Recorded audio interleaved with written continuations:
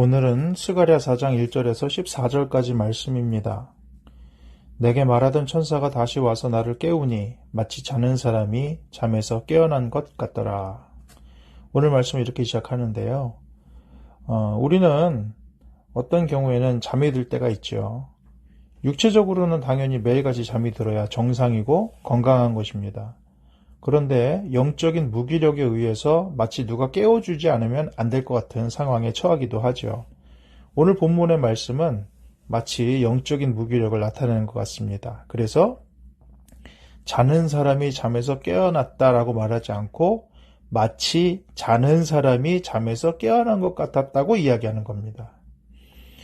우리의 영적 무기력은 여러 가지 이유에서 있을 수 있겠지만은 오늘 성경에서는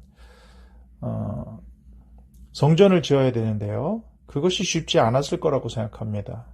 수르바벨 성전이 나중에 세워지긴 합니다. 하지만 그 과정이 쉽지는 않았겠지요. 일이 제대로 되지 않을 때, 내가 에너지를 투자한 만큼 결과가 나오지 않을 때 우리는 무기력에 빠지기가 쉽습니다. 그때 하나님께서는 우리를 깨우시죠. 말씀으로 깨우시고 어떤 사건으로 깨우시고 심지어는 고난으로 깨우실 때도 있습니다. 그래서 C.S. 루이스는 고난은 하나님의 나팔이다 라고도 이야기했습니다. 하나님께서 우리를 깨우신다라는 것이 참 중요합니다. 혹시라도 내 영혼이 잠자는 것 같은 상태에 있다고 생각되지 않습니까? 그렇다고 한다면 우리를 깨우시는 하나님의 나팔 소리를 기다리실 수 있기를 바랍니다. 하나님은 어떤 방법으로든지 우리를 깨우시려고 시도하실 것입니다. 자, 스가랴는 깨어났죠. 그에게 하나님은 환상을 보여주셨습니다. 2절입니다.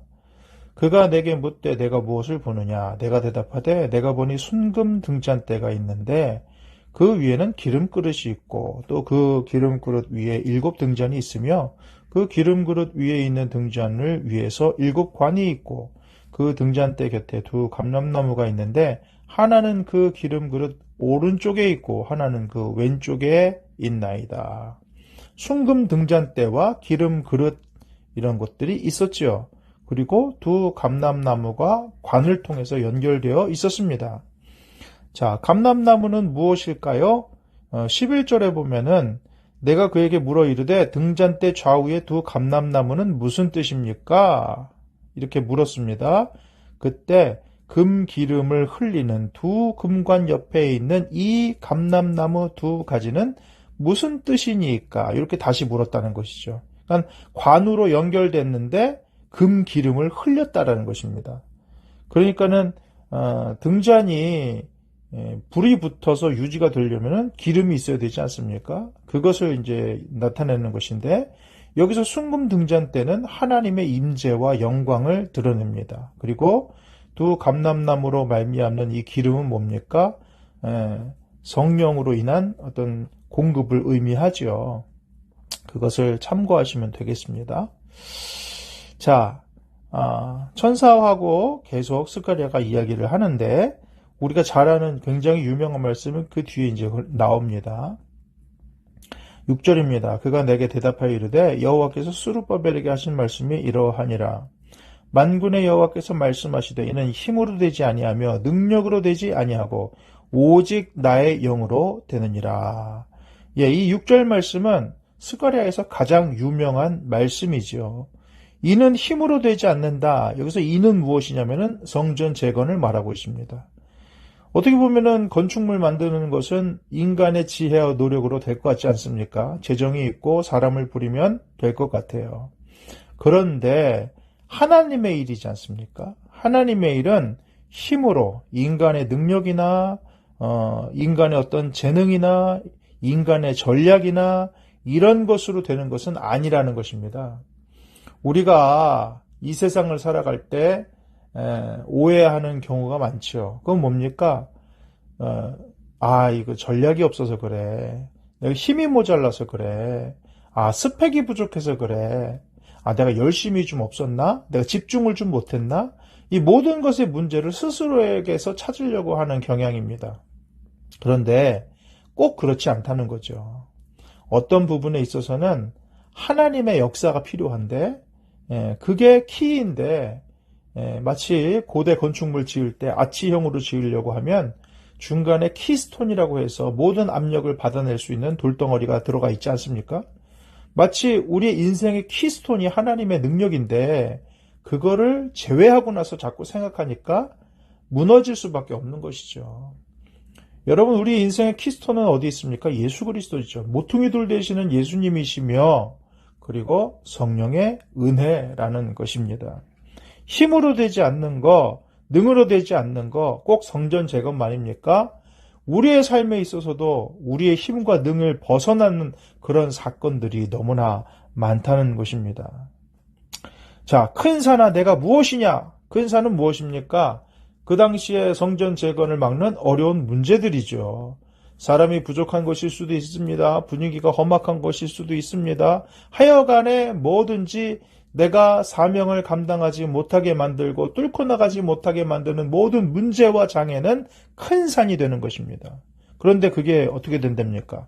수르바벨 앞에서 평지가 되리라. 이게 누구예요? 하나님의 선언 아닙니까? 오직 나의 영으로 된다. 성령의 역사로 된다라고 알려주시는 하나님의 은혜가 큰 산은 아무것도 아니라고 또한 선언해 주시는 것입니다. 그리고 나서는 뭐라 그래요? 그가 머릿돌을 내놓을 때 무리가 외치기를 은총이 그에게 있을지어다. 예, 은총, 은혜, 뭐가 그러겠습니까? 하나님의 영으로 되는 거, 큰 산을 제거해 주시는 이 모든 거, 그거 다 하나님의 은혜, 이런 것을 기억하라는 거예요. 그래서 우리가 하나님께 늘 기도하고 찬양해야 될 제목이 뭡니까? 바로 이런 것이죠. 큰 산아 내가 무엇이냐? 내가 수르바벨 앞에서 평지가 되리라. 여러분의 문제가 있습니까? 이 문제야 네가 무엇이냐? 네가 이진영 앞에서 평지가 되리라. 네가 꿈을 주는 교회 앞에서 평지가 되리라. 네가 내 사랑하는 자녀 앞에서 평지가 되리라. 예, 우리의 이런 선포와 기도가 필요한 것 아니겠습니까? 그러면서 은혜입니다, 주님. 은혜입니다. 은혜를 부어주십시오. 하나님이 하시면 됩니다. 이렇게 우리는 고백해야 되는 것이죠.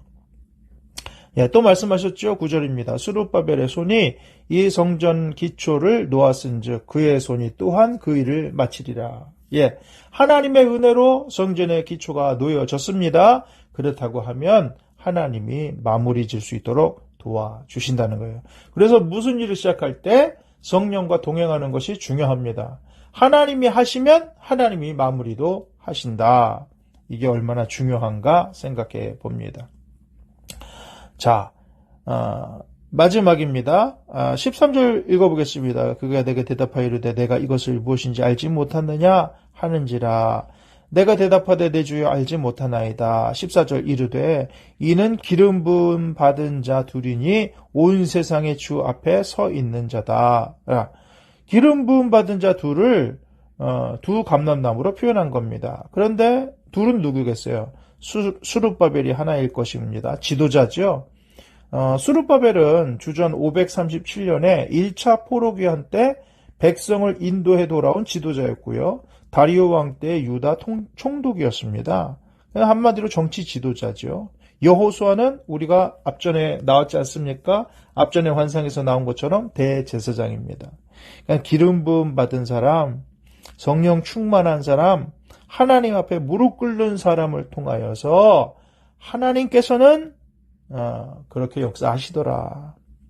자, 14절 말씀이 너무 마음에 와닿습니다. 이는 기름 부음 받은 자 둘이니 온 세상의 주 앞에 서 있는 자니라. 예, 서 있는 자니라.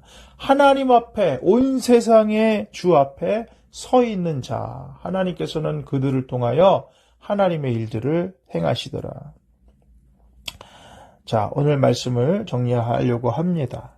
여러분, 하나님의 일은 사람의 능력과 재능, 인간의 전략으로만 되는 것은 아닙니다. 하나님의 일이라고 하면 성령의 공급하심과 인도하심으로 이루어진다는 사실을 꼭 기억하시고, 여러분 뭐가 하나님의 일입니까? 내 삶의 문제를 하나님 손에 올려드리면 그게 하나님 문제가 되는 겁니다. 그게 하나님 사역이 되는 겁니다. 풀리지 않는 여러분 인생의 문제들이 있습니까? 그게 하나님의 일이 되도록 올려드리십시오. 그러면 나의 능력과 재능과 전략이 부족하다 할지라도 하나님의 공급과 인도하심으로 이루어지는 역사를 보게 될 줄 믿습니다. 두 번째로 우리가 무기력할 때가 있어요. 그때 하나님은 우리를 깨우시고 우리의 사명을 회복하신다. 우리가 잠자는 것 같이 무기력할 때가 분명히 있습니다. 그렇지만 천사를 보내셔서 하나님께서는 스가랴를 깨우셨던 것처럼 우리에게도 기대하시는 바가 있기에 우리에게도 깨워주시를 천사를 보내주실 것입니다. 그것을 기대하시기를 바랍니다. 마지막으로 모든 작은 것이라도 하나님과 함께하면 완성된다. 어떤 것이라도 내 시작이 비록 미약하다 할지라도 하나님과 함께하면 그것이 완성이 되고 그것이 아름답게 되더라 하는 것입니다. 그러기 위해서는 우리는 아까 말씀드린 대로 이런 기름 부음 받은 자의 모습으로 서 있어야 되지 않겠습니까? 하나님 앞에, 온 땅의 주 앞에 서 있는 자가 바로 우리가 될 수 있기를 바라요. 기름 부음 받은 사람이라 그랬습니다. 성령 충만한 사람이라 그랬습니다. 하나님 앞에 무릎 꿇은 사람이라 그랬습니다. 또 어떤 사람입니까? 이런 사람들이 겸손한 사람이고요. 깨끗한 사람이고요. 하나님의 말씀 앞에 순종하는 자들 아니겠습니까? 우리가 이런 모습으로 서 있어서 우리 삶 가운데 있는 하나님의 일들을 완성시켜 나가고 내 삶의 문제들을 하나님께 올려드리며 하나님과 동행하며 동역자로 설 수 있는, 그래서 하나님의 역사를 체험하고 하나님이 우리 장애물을 치워주시고 하나님의 영으로 해결하시는 것들을 바라보며 감탄하며 감격하며 은혜입니다, 은혜입니다 고백할 수 있는 저와 여러분 되시기를 주님의 이름으로 축복합니다. 아멘.